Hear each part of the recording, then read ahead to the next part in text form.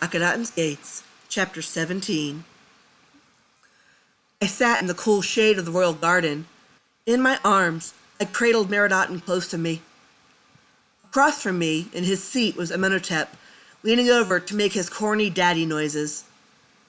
She reached for him in her infant manner and replied with adorable baby noises. So lost were we in the moment of familial perfection that we didn't even notice Amenhotep III wander into the garden. He was upon us before we had realized. He looked nothing like he did on the day that I had first met him in the harem. He had dark bags under his eyes, and he had lost so much weight. He looked much older and weaker. He was practically withering away.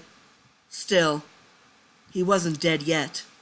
He held out his arms in expectation, wishing to hold his granddaughter. Amenhotep IV was actually rather reluctant at first, but eventually he handed the baby to his father, giving up, for a moment, his most precious treasure. "Isn't she lovely?" the old man whispered. "She is the very image of her mother." I could only blush to such a compliment. "But you seem to have forgotten to leave the stem on your fruit, boy." "Apparently your taste of fruit differs from mine, father," he retorted. "A child is a child. I love her all the same." "Well, that is the voice of a true father and family man," Amenhotep III stated. "Very admirable. But, in order to cement your legacy, you must produce an heir.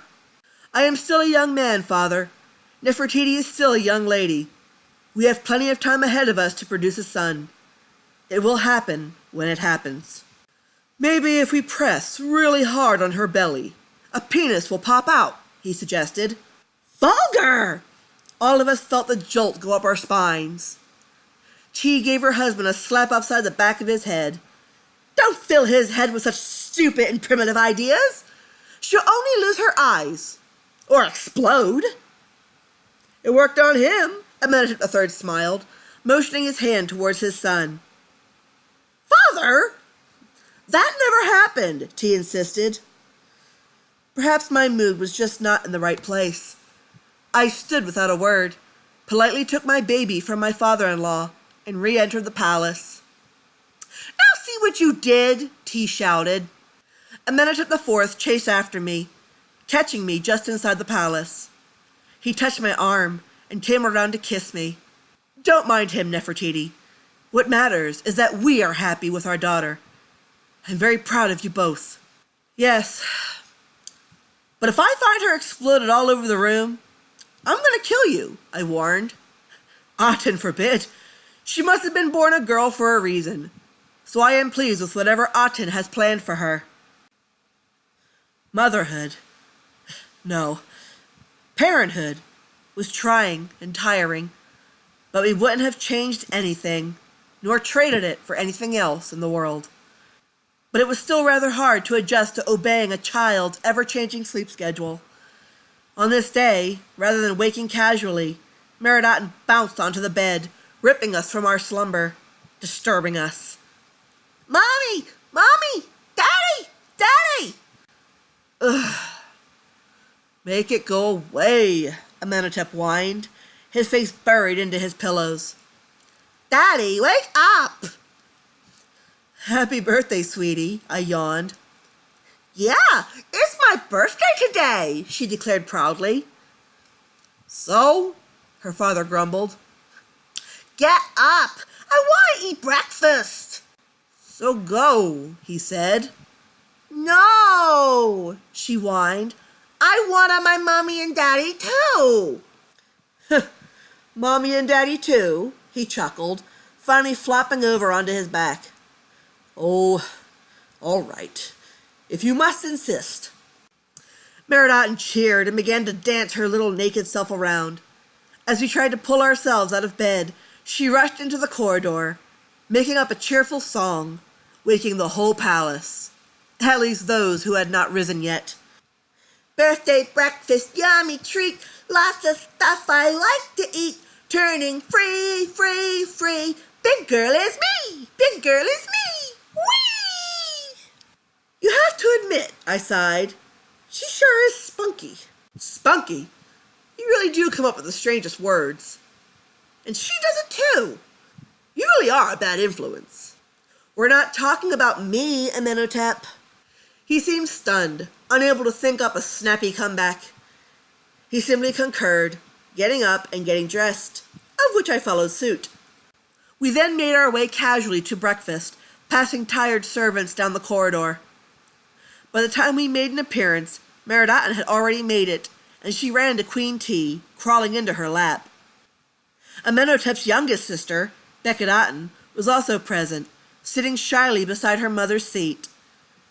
She was about a year younger than Meridaten. Obviously, despite His Highness's suffering, he had managed to score one more point in the gene pool. "Oh my! Whose naked behind is that?" she joked. Meridaten gave herself a spank. "My butt!" T let out a cackle of a laugh at such a funny response, scooping her up and hugging her. "Gamma, guess what today is?" "Today?" she asked, arching a brow. "What day?" "My birthday." "Your birthday? Really? Wow. And how old are we today?"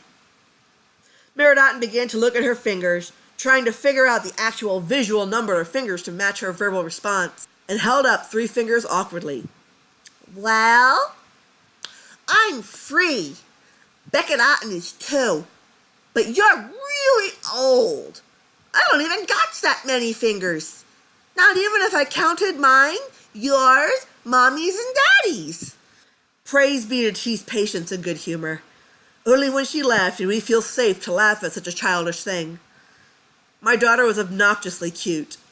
"Child, I'm not that old yet, but I hope to be someday.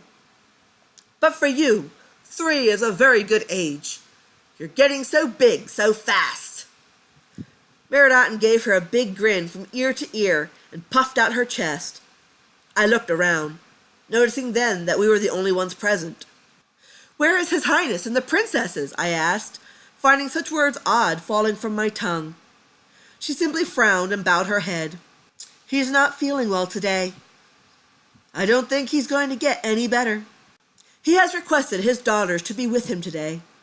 My husband let out a worried sigh. His father's absence had become the norm, but the thought of the end drawing near made him very anxious and uncomfortable. "Son," T smiled softly, pulling him from his thoughts. "Come sit by Mama." He obediently sat beside her. "For over 4 years, you have had the privilege of sitting in his throne. Do you feel that you can do it now?" "Don't put him in his tomb so soon, Mother." "Preparations," she replied. "The pain he suffers now won't even let him open his eyes. It is overtaking him." She gave a sigh. "This is going to be complicated. A new bride is coming for him. I fear there will be no marriage. Well, it's a political marriage. So, though I leap at the chance of not having more competition, it may prove rocky if the bride is not received. He simply cannot get up. I'm at the end of hope. I sent a letter to Brother Tushratta of Mitanni. I'm hoping that his idols may help." "Idols? What could he possibly send that could prove helpful?" Amenhotep asked. "He has agreed to send a statue of Ishtar and 600 statues of Sekhmet in hopes of evoking the strength of the goddess to heal him. I am this desperate. He has served the gods. Why must they turn their backs on him now?" 600? He whispered in disbelief. I shook my head. Mitanni wasn't exactly down the road. It would take months for him to comply with T's acceptance of his offer. The political bride could very well take weeks or months to arrive as well. Amenhotep and I had normally remained in the shadows when his parents dealt with other distant families. It was beginning to look as if co-regent was soon going to become full-fledged king at this rate. And soon. I had seen Amenhotep III deteriorate over the years, and his appetite had been decreasing. I knew any desperate hopes would prove fruitless, but I dared not make any such indication in my demeanor or my words, despite the obvious feelings we held deep down. T then smiled brightly for Akhetaten and Meridaten's sake. She set the child down, releasing her to harass every servant she found to bring her some breakfast. Amenhotep rubbed his mother's back. Everything will turn out all right. She gave a meek nod, placing a hand on his cheek. Prove to him, once and for all, that you can do it, Amenhotep. She reached down beside her to lift the Capresh blue ceremonial crown. I was surprised, as was Amenhotep, as we didn't even notice it beside her until just that moment when Akhetaten obediently handed it up to her, as if it had been rehearsed. She carefully placed it upon his head. Pharaoh Amenhotep. Meroddaten soon returned with cheeks full of bread, holding more pieces in her hand. She looked like a little chipmunk, making me chuckle as I watched her intently. One thing was for sure. She was a very animated character. I could recognize some of her father's features on her, some of mine, and some of her grandmother's. But it made me smile to be able to see Amenhotep in her. His nose, his lips, and his carefree and youthful stare. I believe everyone could very well envy her ignorance. What we would all give to be so innocent again. The palace was very quiet that day, but business still had to continue as usual. Tea handled a majority of the politics. Amenhotep IV was away from the palace, tending to the building of the temple in his father's place. I, on the other hand, watched over Meroddaten, picking up in small pieces some of the political nonsense I was expected to learn. I was often advised to use a wet nurse, giving up such a close bond between child and parent. That would just not do. A nursemaid was one thing. Every parent could use a hand. But I would not allow another woman to raise my child. I would not have the breast of another woman in her mouth. It would be mine, and no one would rob me of the joys of being a mother, queen or no queen. Days went on in this manner. My husband was fast becoming silent and solemn. It affected our conversation, which was now lacking, and it made our love-making non-existent. I wasn't bitter or anything, but I was worried that perhaps he was falling too deep into things. He was a man who was very good at brooding, and brooding was not always healthy. But I could definitely understand where he was. A lot of pressure was resting on him now. He was taking control now. His father would not be able to save him anymore if he did something wrong. His judgment would go unchallenged. So, to be fair, I supported him and refused to let any pettiness loom between us. We took refuge one day in a conservatory, seeking a peaceful place in which Amenhotep could work without courtiers raining about him. Meroddaten, with the built-in child radar that was amazingly hers, found us easily and invited herself into the conservatory quietly, crawling under her father's lap. He gave a start a moment, not realizing she had come in, and peered down at her. "Meroddaten, Daddy is busy right now," I told her. But she hugged him anyway. "Grampy's sick?" she asked. Amenhotep was right. She was picking up my strange verbal habits. "Yes, very sick," he replied. "Is he gonna die?"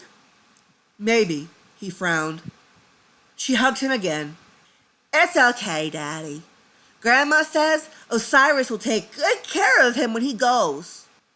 "I see." "Daddy?" "Yes?" "I'm glad to be your little princess." "Me too, Meroddaten," he said, hugging her close to him. "Me too." The last part of their conversation made me smile. They were adorable together, even given the grim topic. Despite all that went on in this place, he was still a very good father. He loved us more than anything in the whole world. He loved his family. And though our intimacy had been put on hold, we had been discussing and trying for more children between the two of us. He still believed that I was the only one, and he took no interest in the harem, aside from the occasional visit to converse with aunts and sisters who were much less embittered. "Daddy," Meroddaten said suddenly, demanding attention once again. "Play with me."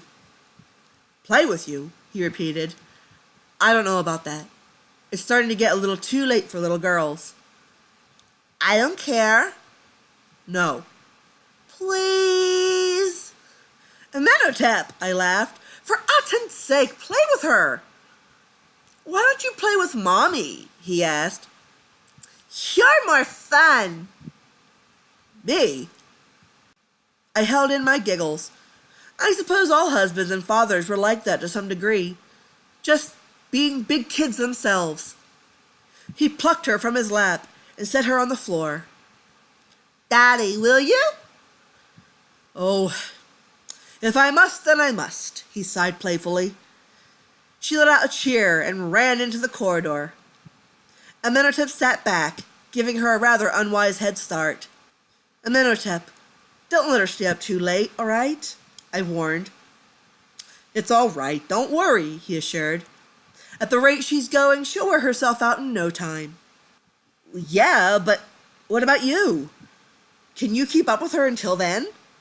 She has far more stamina than you do. In fact, she has more than all of us put together. Like I said, my beloved, do not worry. I have it all under control. I watched, nibbling my bottom lip as he stood and headed casually after his daughter's trail. I don't care what he said. It was going to be a long night.